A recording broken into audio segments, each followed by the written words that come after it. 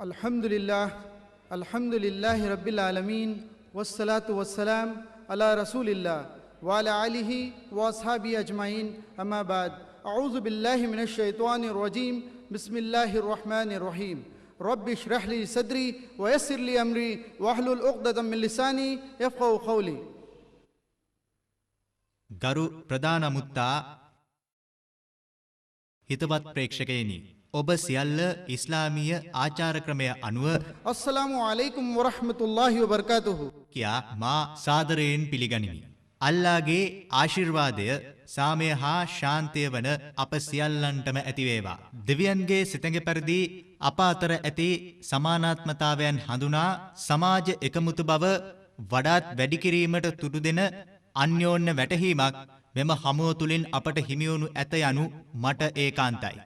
අද දිනේ ප්‍රධාන කතිකයා වන ඩොක්ටර් සාකිර් නායක්ව හා ප්‍රධාන අමුත්තා හා මෙහි පැමිණ සිටින සියලුම මහත්ම මහත්මීන්, එමෙන්ම මෙම හමුවට දායක වූ සංවිධායකයන් හා ස්වේච්ඡා සහෝදරයන්වද මම ඉතා කෘතඥපූර්වකව හා සාදරයෙන් පිළිගනිමි. ඍජු මාර්ගයේ ගමන් කිරීමට සර්ව බලධාරී දෙවියන් අපට ආශිර්වාද කරත්වා.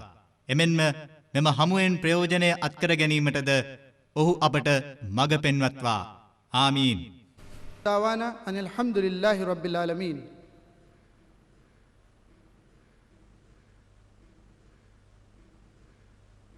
Salam alaikum.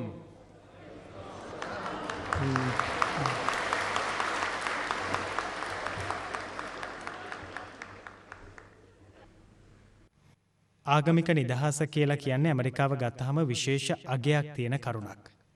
පොදු මතයක් තියෙනවා ඇමරිකානුවන් වෙන අපිට ආගම ගැන වැඩි තැකීමක් නොකරන ජන කොට්ටාශයක් කියලා. මම මේ පැමිණිලා ඉන්නේ ඒක වැරදි කියලා ප්‍රකාශ කරන්න. ඇමරිකානුවන් ආගම ගැන ඉතාම ගැඹුරු විදිහට හිතන ජන කොට්ටාශයක්. අපිට ආගම කියලා කියන්නේ පොදු දෙයක් වෙනුවට පුද්ගලික දෙයක් කියලා කිව යුතුයි. කෙනෙකු Tamanට කියලා ආගමක් තෝරගන්නවා කියලා කියන්නේ ඔහු ඔහුගේ ඉරණම තෝරා ගැනීම. උදාහරණයකට මගේම පවුල ගත්තොත්, මම එක හදලා කියන එකක් නෙවෙයි, මගේම පවුල ඇතුලේ මෙතෝදිස්ත ක්‍රිස්තියානුවන් සිටිනවා. යුදෙව් ආගමිකයන් ඉන්නවා. පැරණි කතෝලික ආගමිකයන් ඉන්නවා. ෂියා මුස්ලිම් ආගමිකයන් ඉන්නවා. ඒ වගේම රෝමානු කතෝලිකයෙකුත් ඉන්නවා. මේක තමයි මගේ පවුල. ඒ වගේම බහුතරයක් ඇමරිකානු පවුල්වල විවිධ මතදරන විවිධ ආගම් අදහන අය ඉන්නවා. ඇමරිකා එක්සත් ජනපදය කියලා කියන්නේ කොකා කොලා, පෙප්සි හා MTV වගේ තරම් වැදගත් කියලා නොසිතෙන, නමුත් විනෝදජනක දේවල් විශාල සංඛ්‍යාවක් තියෙන රටක්. නමුත් මම කියන්න කැමති ඇමරිකාව ලෝකයට නිදහස හා ඉවසීමත් පිළිඹු කරනවා. ඒ විතරක් නෙමෙයි, ඇමරිකාව නිදහස හා ඉවසීම අගය කරනවා. ලෝකේ සමතුලිතතාවය, ඉවසීම හා නිදහස අගය කිරීම, ඒ වගේම ඒවා පැවතීම ඇමරිකාවට අවශ්‍යයි. නිදහස සඳහා වන ප්‍රවිෂ්ටය බලෙන් ඇති කළ යුතු ලෝකයක් ඇමරිකාවට අවශ්‍ය නැහැ. මේ සඳහා අවශ්‍ය සමතුලිතතාවය පවත්වාගෙන යාමට අපට ඔබ, ඒ වගේම ඔබ සහ අප මේ සියල්ලන්ගේම එක්ව ක්‍රියා කිරීම අත්‍යවශ්‍යයි. ඒ නිසා ඔබ සැම ලෝකේ ජීවත් වෙන සියලුම ජන කොටස් ඔවුන්ගේම මාර්ගයේ යමින් දේශපාලනය හා ආර්ථික නිදහස අත්කර ගැනීමට උපකාරී විය හැකි වාතාවරණයක් නිර්මාණය කිරීමට එක්සත් ඇමරිකාව අපේක්ෂා කරනවා. ලොව තිබෙන විශාලතම ප්‍රජාතාන්ත්‍රික රටවල් දෙකක් හැටියට ඉන්දියාව හා ඇමරිකාව නිදහස සඳහා එක්ව අනුග්‍රහය දැක්විය යුතුයි. නිදහස පවතින්නේ නැහැ ඔබලගේ සහයෝගයෙන් තොරව. ඒක නිසා නිදහස හා ආගම් ඇදහිීමේ නිදහස සඳහා ඔබලා අපත් සමග නොකඩවා සහයෝගයෙන් ක්‍රියා කළ යුතුයි. මෙහි ඉන්න දරුවන් වගේම අපගේ දරුවනුත් සුභශාදනය ඔවුන්ගේ රඳා පවතින්නේ මේ දුෂ්කර කාලවකවානුවේ අපාත්‍ර ඇතිවන සහයෝගය මත. අපට ඇති පොදු අගයන් හා නිදහස සඳහා වන උත්සාහය අපට පොදු ඉලක්කයක් ඇති කරලා දීලා තියෙනවා. අපිට පොදු මේ දේ ඉතා අගනා දේවල්.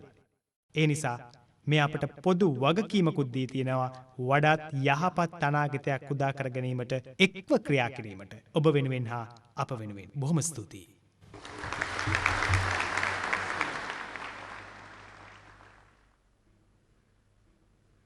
Alhamdulillah. Wassalatu wassalam ala rasulillah wa ala alihi wa sahbihi ajmain. Amma ba'd. A'udhu billahi minash shaitanir rajim. Bismillahir rahmanir rahim. Wa qul ja'al haqq wa zaqal batil. Innal batila kana zahuqa. Rabbi shrah li sadri wa yassir li amri wahlul 'uqdatam min lisani yafqahu qawli. ගරු ප්‍රධාන අමුත්තා චෙන්නයි සඳහා වන ඇමරිකාවේ councillor ජෙනරාල්වරයා ආචාර්ය Richard හේන්ස් ඇතුළු සියලු අමුත්තනී වැඩිහිටියනි සහෝදර සහෝදරවරුනි ඔබ සියල්ලම මා ඉස්ලාමී ආචාර ක්‍රමය අනුව Assalamu alaikum wa rahmatullahi wa barakatuhu. කියා සාදරයෙන් පිළිගන්නවා. අල්ලාහගේ ශාන්තිය සාමය හා ආශිර්වාදය ඔබ සියල්ලන්ටම ඇති වේවා. අද දින හැන්දෑව කතනය සඳහා වන මාතෘකාව වන්නේ ජිහාදය, ත්‍රස්තවාදය සහ ඉස්ලාමීය දෘෂ්ටිකෝණය. ඔබලාගෙන් බොහෝ දෙනෙකු දන්නා දෙයක් වෙන්න පුළුවන්. ලෝක ජනග්‍රහණයෙන් 120කට අධික ප්‍රමාණයක් මුස්ලිම් වරුන් යන කරුණ. එනම් ලෝක ජනග්‍රහණයෙන් 1/5කටත් වඩා මුස්ලිම් වරුන්ගෙන් සමන්විතයි. ඒ වගේම අවාසනාවකට වගේ ආගම් අතරින් වැඩිම වැරදි මතවාදවලට ලක්ව තිබෙන ආගම වන්නේ ඉස්ලාමයයි. සමස්තයක් වශයෙන් ගත් කල වැඩිම වැරදි මතවලට ලක්ව තිබෙන ජනයන් විශ්වාස කරන ධර්මය ඉස්ලාම් ධර්මයයි. නමුත් අද ලෝකයේ වේගයෙන්ම වර්ධනය වන ආගම වී ඇත්තේ ඉස්ලාම් ධර්මයයි. මේ වැරදි මත වැඩිවෙමින් පවතිනවා. විශේෂයෙන් 2001 සැප්තැම්බර් 11 වෙනිදා සිදුවෙන් පසුව. එමෙන්ම අද ඉස්ලාමය පිළිබඳ වැරදි මත ලැයිස්තුවේ ඉහළින්ම තිබෙන්නේ ජිහාද් හා ඉස්ලාමීය ත්‍රස්තවාදයයි. කෙනෙකු මුස්ලිම්වරයෙකු ගැන ඇසූ වහාම ඔහුගේ මනසට නැගෙන්නේ මූලධර්මවාදියෙකු නැත්නම් ත්‍රස්තවාදියෙකුගේ ප්‍රතිරූපයයි. මූලධර්මවාදී යන වචනයේ අර්ථය කුමක්ද? මූලධර්මවාදියෙකු කියන්නේ යම් විෂයක මූලික ප්‍රතිපත්තිවල ස්ථීරවම රැඳී සිටින්නෙකුටයි. උදාහරණයකට එක් වෛද්‍යවරයෙකු ඔහු හොඳ වෛද්‍යවරයෙකු වීමට නම් ඔහු වෛද්‍ය විද්‍යාවේ මූලධර්ම ගැන දැන ඒ අනුව යමින් එය ක්‍රියාවට නැංවිය යුතුයි. ඔහු වෛද්‍ය ශාස්ත්‍රයේ මූලධර්මවාදියෙකු නොවුවහොත් ඔහුට හොඳ වෛද්‍යවරයෙකු වන්නට බෑ. එක් විද්‍යාඥයෙකුට හොඳ විද්‍යාඥයෙකු වන්නට නම් ඔහු විද්‍යාවේ මූලධර්ම ගැන දැන ඒ අනුව යමින් එය ක්‍රියාත්මක කළ යුතුයි. ඔහු විද්‍යාවේ මූලධර්මවාදියෙකු නොවුවහොත් ඔහුට හොඳ විද්‍යාඥයෙකු වන්නට බෑ. එසේම එක් ගණිතවේදියෙකු ඔහුට හොඳ ගණිතවේදියෙකු වීමට නම් ඔහු ගණිත ශාස්ත්‍රයේ මූලධර්ම ගැන දැන ඒ අනුව යමින් එය ක්‍රියාත්මක කළ යුතුයි. ඔහු ගණිත ශාස්ත්‍රයේ මූලධර්මවාදියෙකු නොවුවහොත් ඔහුට හොඳ ගණිතඥයෙකු වන්නට බැහැ. හැම මූලධර්මවාදියෙකුම සියල්ලෝම හරි නැත්නම් සියල්ලෝම වැරදි කියා එකම ලෙස වර්ගීකරණය කරන්නත් බැහැ. කෙනෙකු ක්‍රියා කරන ශ්‍රේෂ්ඨයනු තමා ඔබට ඔහු වර්ගීකරණය කරන්න පුළුවන්. ඔහු යහපත් මිනිසෙක්ද නැත්නම් නරක මිනිසෙක්ද කියා. උදාහරණයකට කෙනෙකු සිටිනවා. ඔහුගේ මූලධර්මය සොරකම් කිරීම. නැත්නම් ඔහුගේ ජීවනෝපාය සොරකම් කිරීම. අනුන්ගේ දේ සොරකම් කර ගැනීම. එසේනම් ඔහු සමාජයට හිංසාවක්. ඔහු හොඳ මිනිසෙක් නෙවෙයි.